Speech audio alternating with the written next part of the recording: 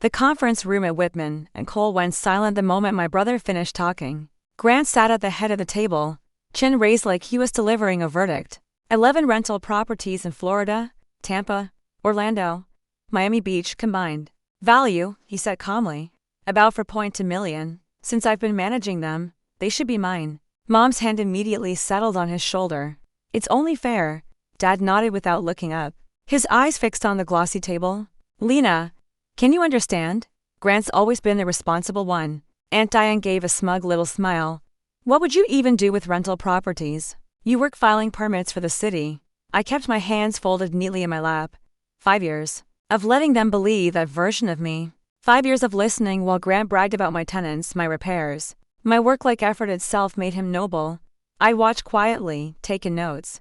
Waited. Grant leaned back, crossing his arms. Nothing to say, no outburst. Good.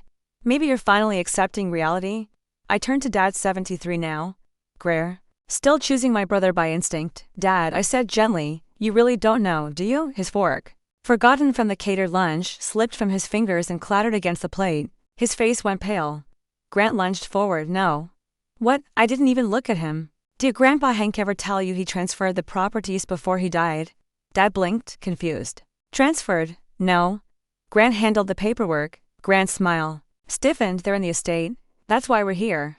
I unlocked my phone, my thumb steady. Mr. Whitman, I said to the attorney, please pull up the county property records. I'll give you the addresses.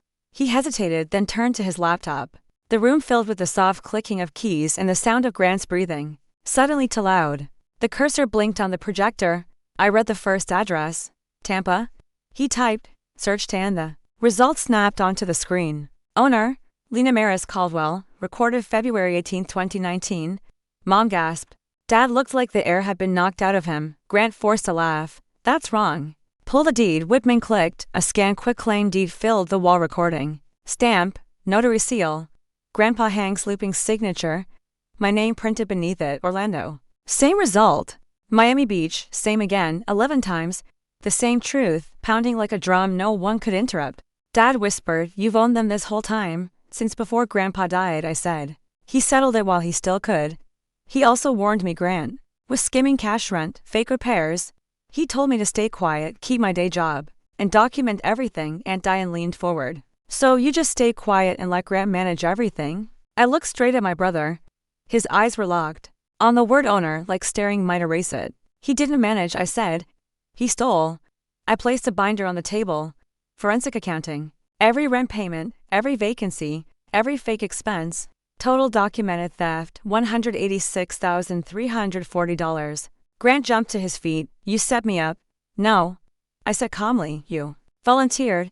Mom grabbed my wrist. Lena, please. Family had 5 years to notice me, I said. Pulling free.